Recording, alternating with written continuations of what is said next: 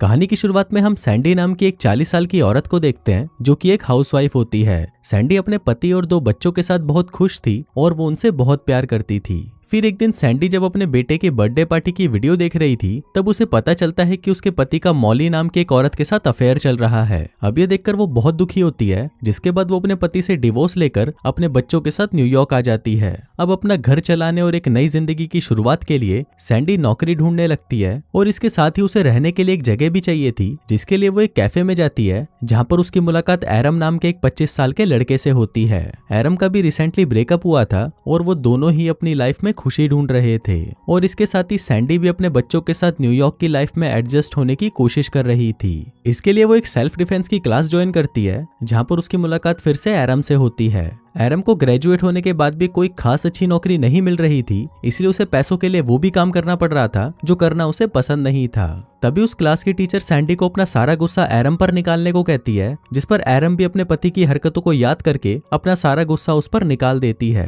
पहले तो वो उसे गंदी गंदी गालियां देती है और फिर वो उसे कुत्ते की तरह मारना शुरू कर देती है। इसके बाद अगले दिन सैंडी एरम से कल की हरकतों के लिए माफी मांगती है और उससे पूछती है कि क्या वो उसके बच्चों का बेबी सिटर बन सकता है, जिस पर एरम भी उसे हाँ बोल देता है। फिर उस रात जब एरम बेबी सिटर के लिए सैंडी के घर पर आता है तब उसे पता चलता है कि सैंडी के बच्चे बहुत अजीब हैं। फिर सैंडी उसे वहीं छोड़कर एक आदमी के साथ डेट पर चली जाती है, पर वो आदमी तो एक नंबर का गधा था और वो सैंडी के साथ काफी अजीब हरकतें कर रहा था, जिससे वो उसके साथ कंफर्टेबल नहीं हो पाती। वहीं घर पर एरम धीरे धीरे सैंडी के बच्चों का दोस्त बन गया था, पर दूसरी तरफ वो आदमी तो सैंडी के साथ और भी अजीब हरकतें कर रहा था। अब सैंडी इन सब चीजों से परेशान हो चुकी थी और वो वापस अपने घर आ जाती है। घर पर एरम ने बच्चों को सुला दिया था और फिर सैंडी एरम को अपनी खराब डेट के बारे में बताने लगती है। फिर अगली सुबह जब एरम कैफे में काम कर रहा था तभी वहां पर सैंडी के दोनों बच्चे आते हैं और उसे बोलते हैं कि उनकी मां मर चुकी है। अभी सुनते ही एरम भागकर उनके साथ उनके घर पर आता है, पर जब वो वहां पर सैंडी को चेक करता है तो वो बच्चों को बताता है कि वो मरी नहीं बल्कि सो रही है। इसके बाद हम सैंडी को देखते हैं जिसकी लाइफ अब पहले से बेटर हो चुकी थी और उसे अपने काम में भी प्रमोशन मिल रहा था। अब क्योंकि सैंडी का काम भी बढ़ रहा था इसलिए वो एरम को परमानेंट बेबी सिटर की जॉब ऑफर करती है,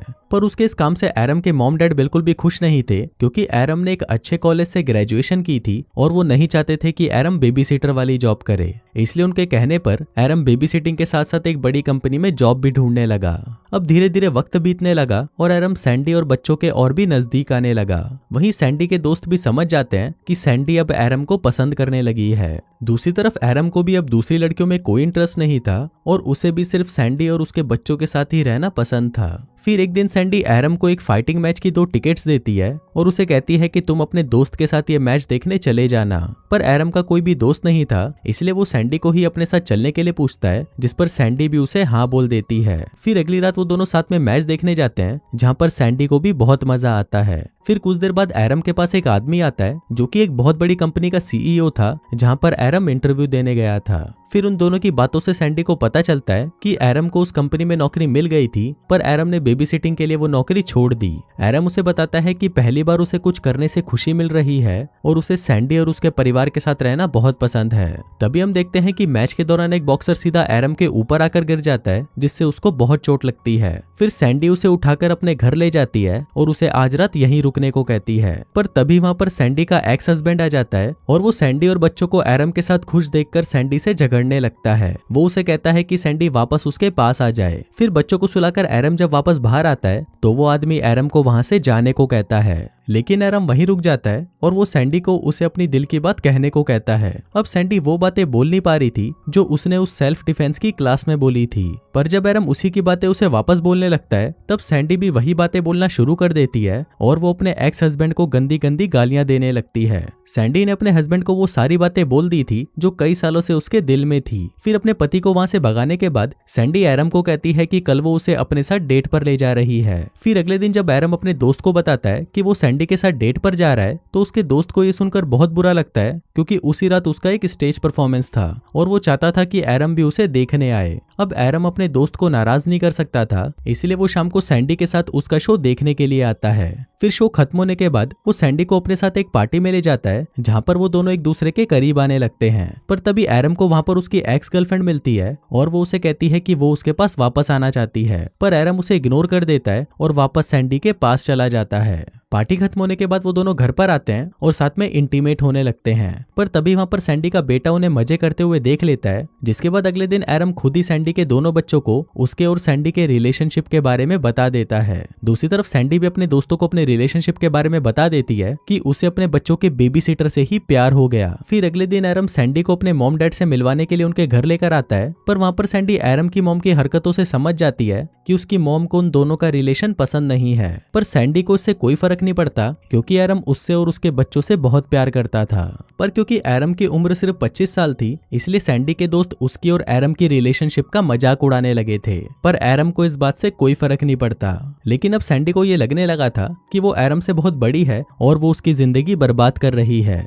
फिर एक दिन ऑफिस में काम करते हुए सैंडी को बहुत ही अजीब फील होने लगता है और तब उसे पता चलता है कि वो प्रेग्नेंट है। फिर रात को सैंडी इस बारे में एरम को बताती है, जिसको सुनकर पहले तो एरम घबरा जाता है, पर फिर बाद में वो सैंडी को कहता है कि वो भी यही चाहता है कि सैंडी और एरम हमेशा साथ में रहें। फिर अगले दिन जब वो दोनों डॉक्टर के पास जाते हैं तो डॉक्टर उन्हें बताता है कि सैंडी प्रेग्नेंट तो है, पर वो इस बच्चे को जन्म नहीं दे पाएगी क्योंकि उसकी उम्र बहुत ज्यादा है। अभी सुनकर सैंडी परेशान हो जाती है और बाहर आकर वो एरम से झगड़ने लगती है। झगड़े के दौरान वो एरम से कहती है कि उनका साथ में रहना सही नहीं है, क्योंकि वो उससे 15 साल बड़ी है और उनका रिलेशनशिप आगे नहीं चल सकता। अब क्योंकि उन दोनों का साथ में कोई फ्यूचर नहीं है, इसलिए वो दोनों अब साथ में नहीं रह सकते, और ये बोलकर सैंडी वहां से चली जाती है। अब इसके बाद वो दोनों अलग हो जाते हैं और एरम अपनी बेबी सिटिंग की जॉब छोड़कर ट्रैवल करने के लिए दूसरे देशों में चला जाता है। लेकिन एरम अलग अलग देशों में घूमने के बाद भी सैंडी और उसके बच्चों को ही याद कर रहा था। वहीं दूसरी तरफ सैंडी एक अच्छी माँ बनने की कोशिश कर रही थी और उसे अपनी जॉब में भी एक और प्रमोशन मिल गया था।